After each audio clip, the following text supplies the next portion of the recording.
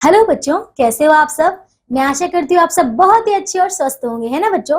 तो बच्चों, आज की कक्षा में हम शुरू करने वाले हमारा अध्याय नंबर 8। ठीक है बच्चों, इसका नाम है संज्ञा मतलब नाउन। ठीक है बच्चों, आइए शुरू करते हैं। ठीक है, इससे पिछली कक्षा में हमने जो जो पढ़ा था, क्या आप सभी ने उसका अभ्यास कर लिया है बच्चों।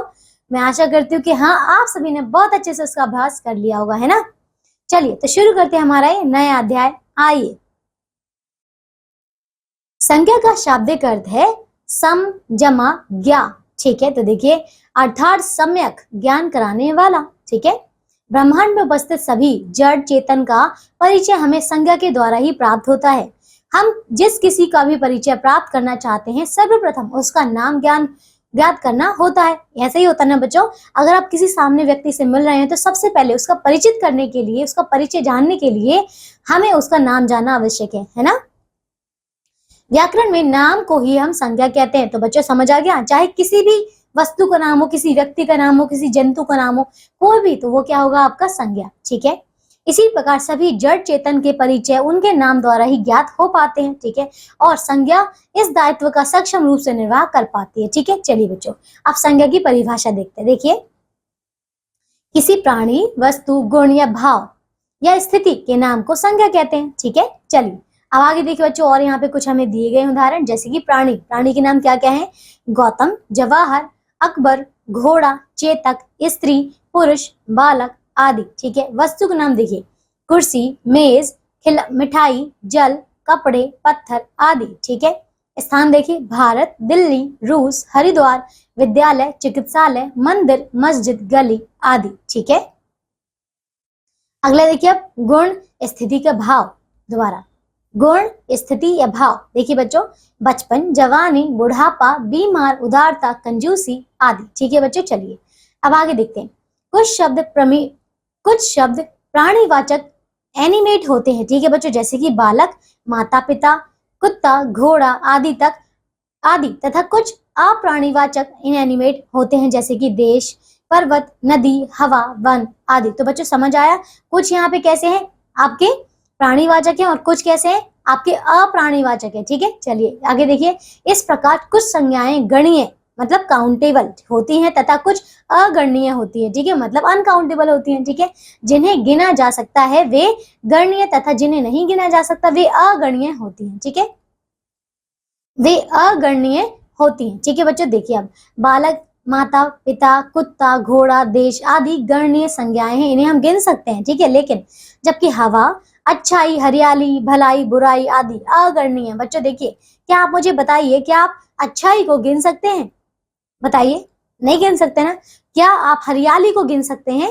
नहीं गिन सकते। तो ये कुछ ऐसी संज्ञाएं हैं जो कि अगणनीय संज्ञाएं हैं। ठीक है, आप जैसे कि माता पिता, बहन, भाई, ये सभी को हम गिन सकते हैं ना, तो ये आपकी गणनीय संज्ञाएं हैं। ठीक है, चलिए आपकी देखिए, अब है संज्ञा के भेद मतलब काइंड्स ऑफ द नाउन। चलिए देखिए, तो संज्ञा के 3 भेद होते हैं। ठीक है, तो पहला क्या है, व्यक्तिवाचक संज्ञा मतलब प्रॉपर नाउन। ठीक है, देखिए, तो जो संज्ञा शब्द किसी विशेष नाम के व्यक्ति, प्राणी, वस्तु या स्थान का बोध कराए उन्हें व्यक्तिवाचक संज्ञा कहते हैं। जैसे कि देखिए, व्यक्तियों के नाम जैसे कि क्या क्या है, राजीव, गणपत, मोहन, अखिल, राम, महेश, सीता, उर्मिला आदि। ठीक है, किसी का भी नाम हो सकता है।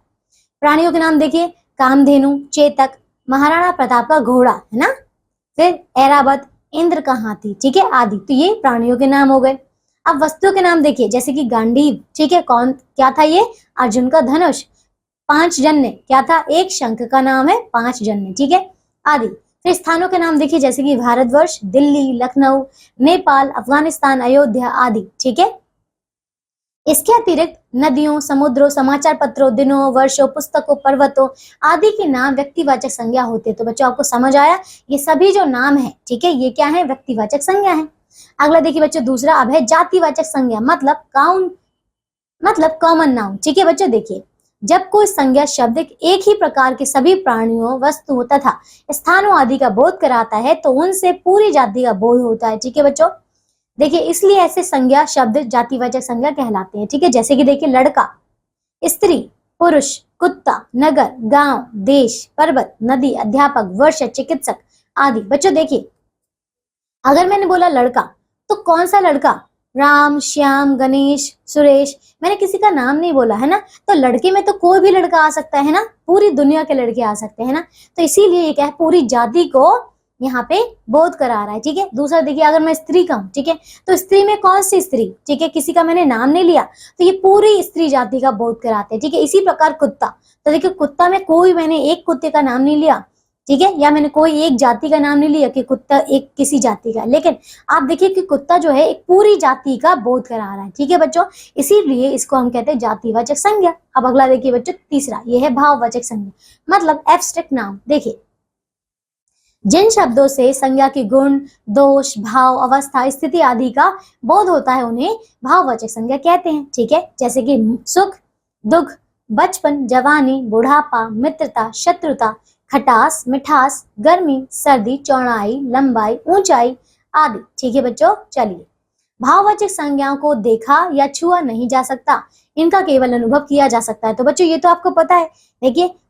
देखिए हम खुशी को सिर्फ और सिर्फ हम महसूस कर सकते हैं। ठीक है, हम उसे छू नहीं सकते, गिन नहीं सकते। ठीक है, अब बच्चों चौथा देखिए, ये है द्रव्यवाचक संज्ञा, मतलब मटेरियल नाउन। देखिए बच्चों, जिन संज्ञा शब्दों से विभिन्न पदार्थों का बोध होता है उन्हें द्रव्यवाचक संज्ञा कहते हैं, जैसे कि लोहा, चांदी, सोना, पीतल, गेहूं, चावल, दूध, जल, तेल आदि। ठीक है बच्चों, तो ये सारे कैसे हैं, आपके विभिन्न पदार्थ है। ठीक है, चलिए आगे देखिए, पांचवा, तो समूहवाचक संज्ञा, मतलब कलेक्टिव नाउन। देखिए बच्चों, तो जिन शब्दों से संज्ञा के समूह का बोध हो उन्हें समूहवाचक संज्ञा कहते हैं, जैसे कि कक्षा, दल, सेना, भीड़, गुच्छा, सभा, गिरोह आदि। बच्चों आपने देखा कि ये कुछ ऐसे शब्द है जिनमें आपको हर शब्द क्या बता रहा है, एक समूह के बारे में बता रहा है। ठीक है, इसीलिए ये है यहाँ पे समूहवाचक संज्ञा। ठीक है, चलिए आगे देखिए।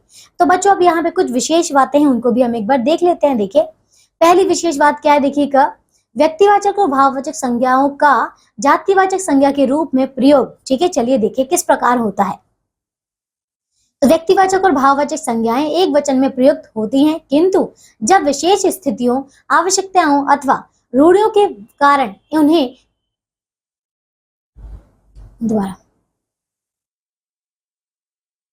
किंतु जब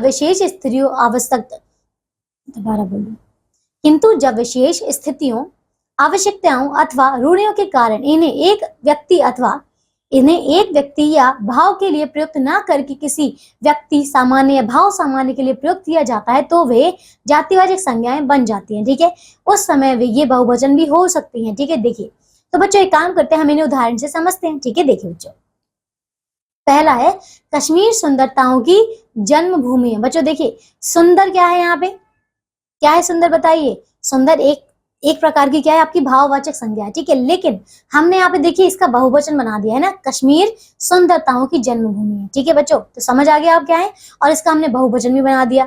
ठीक है, दूसरा देखिए आप, यह है ऊंचाइयां नापनी हो तो हिमालय की सैर करो। देखिए ऊंचाइयां, ठीक है, ऊंचाई क्या है, ऊंचाई को हम माप तो सकते हैं। ठीक है, लेकिन देखिए यहाँ पे हमने इसका बहुवचन बना दिया। ठीक है, अब अगला देखिए बच्चों, तीसरा, वह तो विभीषण निकला जो अपनों को ही धोखा दे गया। ठीक है, तो देखिए बच्चों क्या है, विभीषण।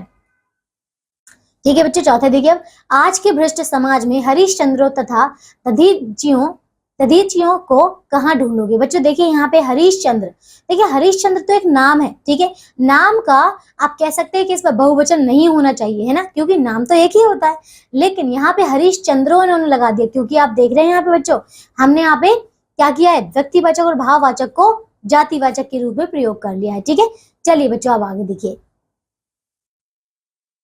अब अगला है बच्चों पांचवा, इस अभागे सूरदास की मदद करो। ठीक है, चलिए बच्चों आगे देखिए, अब है ख। ठीक है, ये एक विशेष बात है। देखिए बच्चों, जातिवाचक संज्ञा या व्यक्तिवाचक संज्ञा के रूप में प्रयोग। चलिए देखिए क्या है, कभी कभी कोई जातिवाचक, दोबारा बोल रही वाला, जातिवाचक संज्ञा का व्यक्तिवाचक संज्ञा के रूप में प्रयोग। चलिए देखिए, कभी कभी कोई जातिवाचक संज्ञा जाति का बोध ना कराकर विशेष व्यक्ति, ठीक है, व्यक्ति विशेष का बोध कराती है, ऐसे में वह व्यक्तिवाचक संज्ञा बन जाती है। जैसे कि देखिए, नेताजी ने इस देश के लिए अपना बलिदान दे दिया है। तो देखिए बच्चों यहाँ पे नेताजी है। ठीक है, तो यहाँ पे नेताजी मतलब नेताजी सुभाष चंद्र बोस की बात हो रही है। ठीक है ना बच्चों, तो आप देख रहे हैं यहाँ पे नेताजी, ये क्या है, पूरा एक जातिवाचक संज्ञा। ठीक है, लेकिन हमने कहा यहाँ पे ये किसके बारे में यहाँ पे बात हो रही है, ये यहाँ पे बात हो रही है नेताजी सुभाष चंद्र बोस, तो फिर ये तो व्यक्तिवाचक हो गया ना, है ना, किसी ये एक इंसान किसी ये आपके मतलब गिने हुए इंसान के बारे में बात कर रही है, ठीक है। मुख्य तो बच्चों ये व्यक्तिवाचक कैसे हो गया, क्योंकि ये किसी विशेष व्यक्ति के बारे में बात कर रहा है, ठीक है। चलिए आगे देखिए बच्चों, अब है हमारे पास भाववाचक दोबारा। तो बच्चों अब है हमारे पास भाषा, भाववाचक संज्ञाओं की रचना, ठीक है, मतलब फॉर्मेशन ऑफ एब्स्ट्रैक्ट नाउन्स। चलिए देखिए, भाववाचक संज्ञाओं को दो वर्गों में रखा जा सकता है। कुछ संज्ञाएं अपने मूल रूप में भाववाचक संज्ञा होती है, जैसे सुख, दुख, मान, अपमान आदि, ठीक है। कुछ भाववाचक संज्ञाएं अन्य शब्दों से बनाई जाती है, जैसे कि राष्ट्र से राष्ट्रीयता, संस्कृति से संस्कार, मित्र से मित्रता, जाति से जातीयता, वकील से वकालत, सुंदर से सुंदरता आदि। तो बच्चों आप देख रहे हैं कि यहाँ पे जो हमारे पास कुछ भाववाचक संज्ञाएं हैं, जैसे कि सुख, दुख, ये सब, लेकिन ये तो है ही, हमने क्या किया, कुछ अन्य शब्दों से हमने भाववाचक संज्ञाएं भी बनाई हैं, ठीक है। बच्चों आपने देखा कि राष्ट्र से राष्ट्रीयता बन गया, ठीक है ना।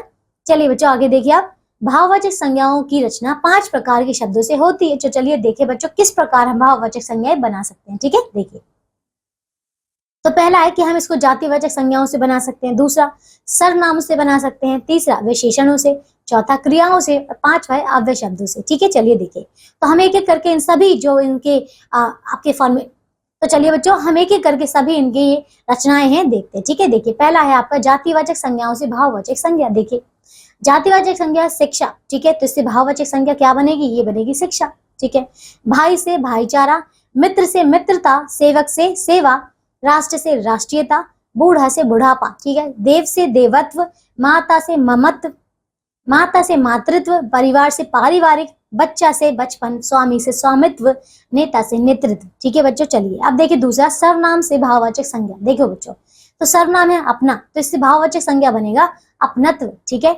आप से आपा, पराया से परायापन, निज से निजता या फिर निजत्व, अहम से अहंकार, स्व से स्वत्व, मम से ममत्व, सर्व से सर्वस्व, ठीक है। चलिए अगला देखिए बच्चों, अब है तीसरा, तो यह है विशेषण से भाववाचक संज्ञा। देखिए, विशेषण है मीठा, ठीक है, तो भाववाचक संज्ञा बनेगा मिठास, ठीक है। गर्म से गर्मी, कटु से कटुता, उदास से उदासी, नीच से नीचता, मूर्ख से मूर्खता, बहुत से बहुतायत, मधुर से माधुर्य या फिर मधुरता, छोटा से छुटपन, दुष्ट से दुष्टता, तीव्र से तीव्रता, कर्ता से कर्तृत्व, प्यासा से प्यास, शिष्ट से शिष्टता, गरीब से गरीबी, गंदा से गंदगी, ठीक है बच्चों। आइए चौथा करें, ये है क्रियाओं से भाववाचक संज्ञा। देखिए बच्चों, क्रिया है क्या, खोजना, तो देखो इससे भाववाचक संज्ञा बनेगी खोज, ठीक है। देखिए, गाना से गान, पढ़ना से पढ़ाई, गिनना से गिरावट, काटना से कटाई, चिल्लाना से चिल्लाहट, सीना से सिलाई, फैलाना से फैलाव, ठीक है। अगला देखिए पांचवा, अब है बच्चों अव्यय शब्दों से। देखो बच्चों, तो अव्यय है निकट, और इससे भाववाचक संज्ञा बनेगी निकटता, ठीक है। दूर से दूरी, नीचे से निचाई, ऊपर से ऊपरी, समीप से समीपता, शीघ्र से शीघ्रता, धिक से धिक्कार, मना से मनाही, ठीक है बच्चों।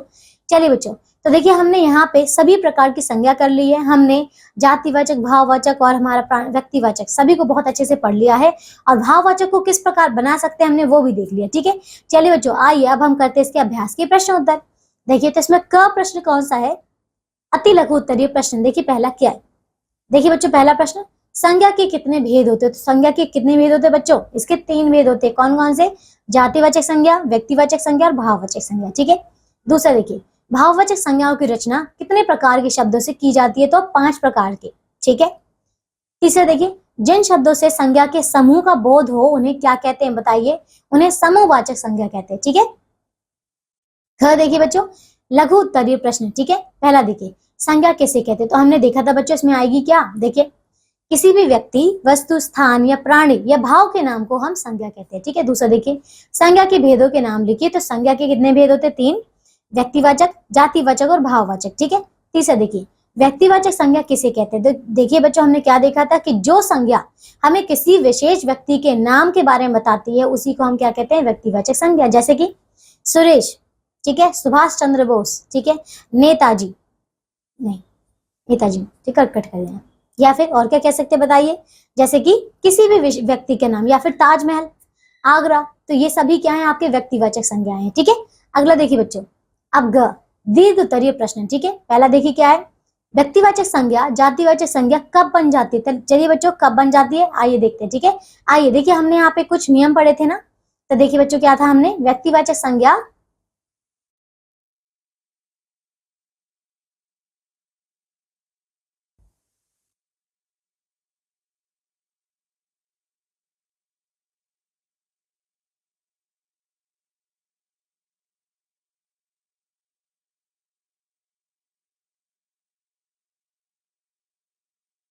देखिए बच्चों, तो यहाँ पे आप देख सकते हैं क्या है, ये देखिए, ये क्या है, व्यक्तिवाचक और भाववाचक संज्ञाएं जातिवाचक कब बन जाती है ना। तो यही तो नियम है इसके। देखिए क्या पढ़ा था इसमें, व्यक्तिवाचक और भाववाचक संज्ञाएं एक वचन में प्रयुक्त होती हैं, ये तो हमें पता है। ठीक है, किंतु जब विशेष स्थितियों, आवश्यकताओं अथवा रूढ़ियों के कारण इन्हें एक व्यक्ति या भाव के लिए प्रयुक्त ना करके, मतलब एक वचन के रूप में प्रयोग ना करके, किसी सामान्य या भाव सामान्य के लिए किसी प्रयुक्त किया जाए, दोबारा प्रयुक्त ना करके व्यक्ति सामान्य या भाव सामान्य के लिए प्रयुक्त किया जाता है, तो ये जातिवाचक संज्ञाएं बन जाती हैं। ठीक है, और उस समय वे बहुवचन भी हो जाती है। तो बच्चों, आपने देखा था कि यहाँ पे देखिए, सुंदर का सुंदरताओं हो गया था, ऊंचाइयां ऊंचाई का ऊंचाइयां हो गया था, है ना। तो आपने देखा कि ये व्यक्तिवाचक संज्ञाएं आपकी किसमें बदल गई थी, आपकी जातिवाचक में बदल गई थी। ठीक है बच्चों, चलिए आगे देखिए बच्चों, अगला प्रश्न कौन सा है इसका, दूसरा देखिए, समूहवाचक संज्ञा और द्रव्यवाचक संज्ञा से आप क्या समझते हैं। देखिए, समूहवाचक संज्ञाएं वे संज्ञाएं होती हैं जिन शब्दों से हमें किसी समूह का बोध होता है। ठीक है, जैसे कि कौन कौन सा, जैसे कि कक्षा, ठीक है, या फिर आप क्या कह सकते हैं, छात्रगण। ठीक है, तो ये सब। अब देखिए, द्रव्यवाचक संज्ञाओं से क्या समझते हैं बच्चों, इसमें क्या होती है, इसमें आपकी वस्तुएं होती हैं। ठीक है, कौन कौन सी, जैसे कि सोना, चांदी, दूध, ये सब। ठीक है, आइए मैं आपको इसकी परिभाषा बता देती हूँ। ठीक है बच्चों, चलिए, तो द्रव्यवाचक कहाँ है, यहाँ देखिए, ये रहा, जिन संज्ञा शब्दों से विभिन्न पदार्थों का बोध होता है उसी कहते हैं द्रव्यवाचक संज्ञा। ठीक है, जैसे कि कक्षा, जैसे कि लोहा, चांदी, सोना, पीतल, चावल, आटा, ये सब। ठीक है, चलिए, अब अगला देखिए बच्चों, अगला कौन सा प्रश्न है, ये है तीसरा, भाववाचक संज्ञाएं कितने प्रकार से शब्दों से बनती हैं। तो ये तो 5 बनती हैं, सबके दो दो उदाहरण दीजिए। ठीक है, तो देखिए बच्चों, क्या है आपका, पहला यहाँ पे देखिए क्या है, उड़ान। ठीक है, क्रिया से, अच्छा आपको यहाँ पे मिलाना है ना। तो देखिए, पहला यहाँ पे उड़ान, क्रिया से, जातिवाचक संज्ञा से।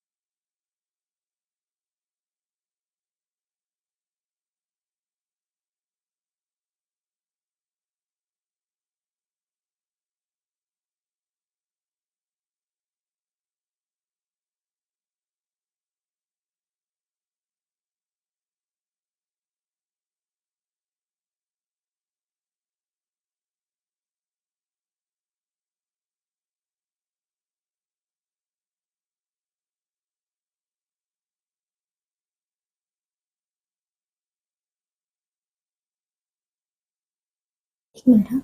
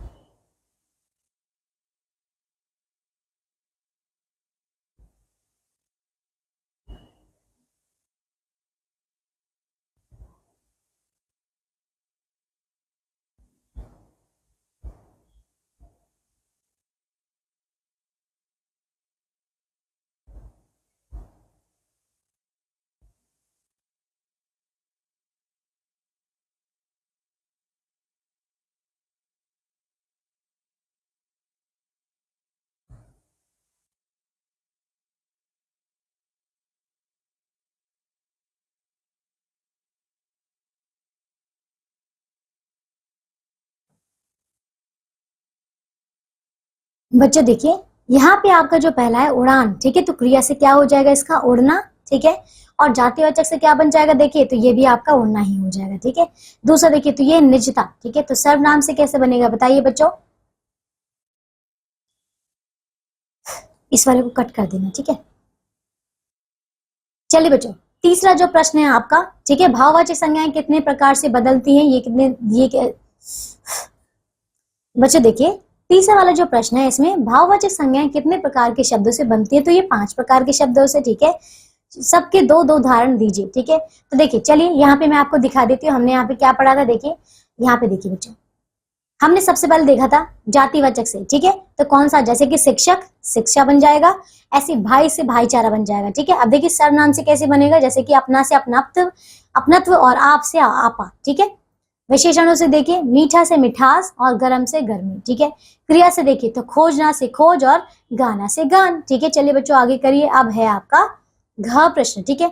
नीचे कुछ शब्द व उससे बनी भाववाचक संज्ञाएं दी गई हैं, सही उत्तर पर चिन्ह लगाइए, ठीक है, सही का। चलिए पहला है चालाक, तो देखिए चालाक किससे बनेगा, देखिए ये बनेगा आपका, देखिए चालाक से आपकी क्या दी हुई, नीचे दिए गए एक शब्द व उनसे बनी भाववाचक संज्ञाएं, तो चालाक से चालाकी होगा, ठीक है। तो मैं यहाँ पे ये देखिए, तो ये वाला है, मैं इसके ऊपर टिक कर देती हूँ, इसके ऊपर सही का निशान लगा देती हूँ, ठीक है बच्चों। तो ये हो गया चालाकी, ठीक है। दूसरा देखिए शिष्ट, तो शिष्टाचार, ठीक है। चलिए तीसरा देखिए परिवार से पारिवारिक, ठीक है। अब चौथा देखिए जलना से क्या होगा बताइए, जलन, ठीक है। अब देखिए पांचवा फैलना से फैलाव, ठीक है बच्चों। चलिए आइए अब हम करते हैं इसका 18वां प्रश्न। निम्नलिखित शब्दों से संबंधित संज्ञा का नाम उनके सामने लिखिए, ठीक है। जैसे कि पहला है सेना, तो सेना क्या है यहाँ पे पूरी जातीय है, ठीक है, तो ये जातिवाचक संज्ञा है। दूध, तो ये आपका समूहवाचक संज्ञा है, ठीक है। फिर देखिए तीसरा अच्छाई, तो क्या है, ये भाववाचक संज्ञा। चौथा हरिद्वार, तो ये आपका क्या है, ये आपका है व्यक्तिवाचक संज्ञा, ठीक है। फिर घोड़ा, तो जातिवाचक संज्ञा है। पीतल, तो ये आपका द्रव्यवाचक संज्ञा है, ठीक है। फिर मेला, ठीक है, तो मेला क्या है बताइए, मेला क्या है बताइए, मेला क्या है, एक जगह है, ठीक है, तो ये भी आपका क्या हो जाएगा, व्यक्तिवाचक संज्ञा, ठीक है।